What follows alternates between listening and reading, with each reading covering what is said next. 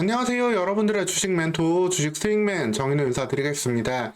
오늘 시간도 핵심만 쏙쏙 뽑아서 종목에 대한 내용 쉽게 풀어드릴 테니까 여러분들은 영상 편안히 보시면서 투자 대응하시면 되겠습니다.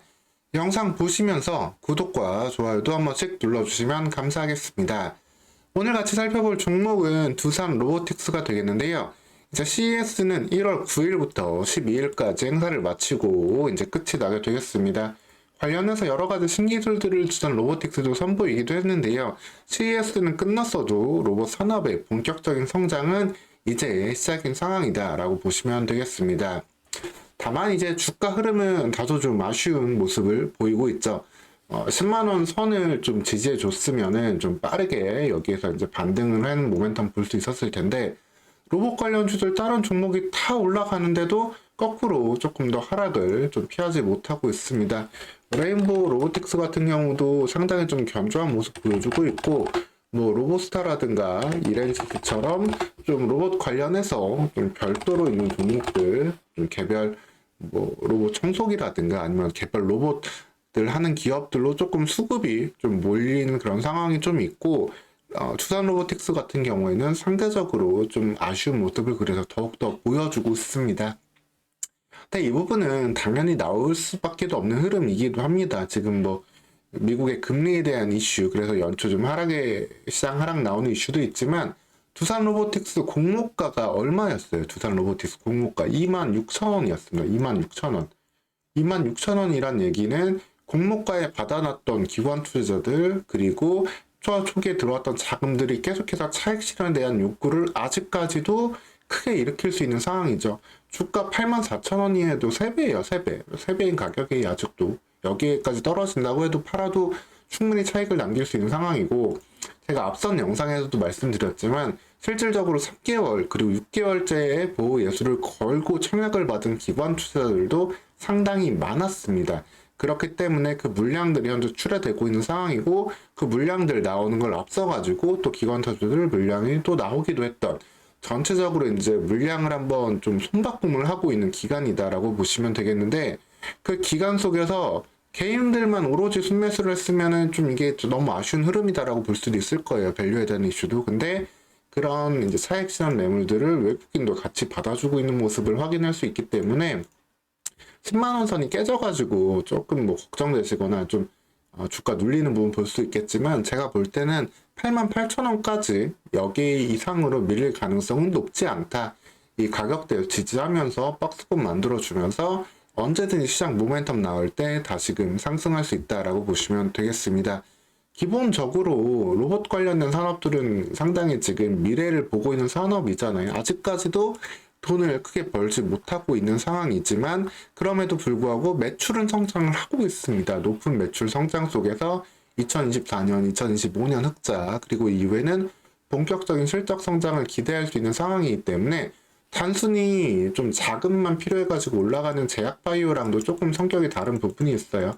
그래서 밸류에이션을 조금 더 높게 줄 수 있다. 다른 뭐 반도체 IP라든가 디자인하우스처럼 아직까지 실적이 크게 나오지 않아도 올라가는 것과도 다른 게, 기본적으로 매출 성장이 되면서 고객들과의 레퍼런스를 쌓고 있다라는 점, 그리고 만들어가는 로봇들은 실제 산업 현장 그리고 우리 일상에서 AI와도 접목하면서 관련된 제품 수요는 계속해서 늘어날 수 있다라는 점이 꾸준한 매출 성장, 그리고 여기에 따른 두산 로보틱스의 생산량 증가까지 같이 계획되어 있는 상황이기 때문에, 여기에 대해서는 조금 고밸류를 너무나 과도하게 걱정할 필요는 없는 상황이다. 다른 고밸류 종목들과는 다른 차이점이 그래서 있다라고 보시면 되겠습니다.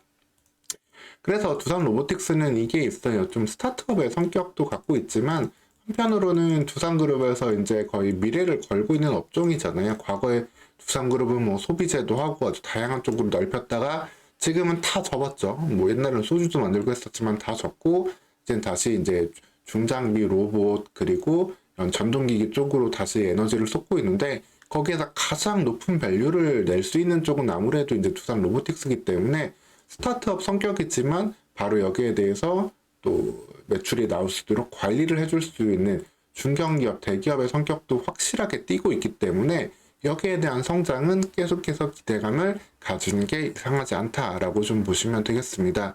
계속해서 CES에서도 만나가지고 고객들을 넓힐 수 있는 그러한 계기는 마련해 왔다라고 우리는 확인을 할 수 있고요.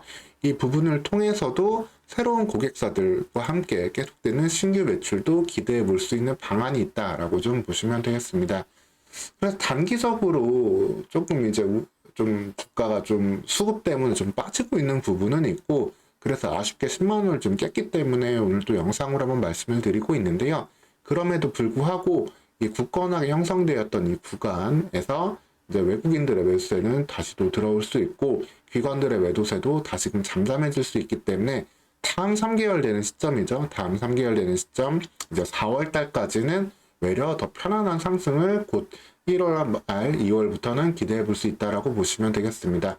다만 4월에도 또 상당한 물량이 다시 또 보호에서 풀려서 나올 거예요. 이번 1월에 풀리는 것만큼 4월에도 풀려서 나올 텐데, 그래서 4월엔 또 한번 주의해야 되는 구간이 오겠지만 4월까지 현 주가 레벨에서 한 단계 주가 레벨업 가능성이 될 수 있는 로봇 관련해서는 시장을 이끌어가야 되는 선두 기업이기 때문에 여기에 대한 관심은 지속적으로 유지하시고, 이 88,000원대 부근의 주가, 이 부근 강력한 지지를 좀 보면서 대응하시면 되겠습니다.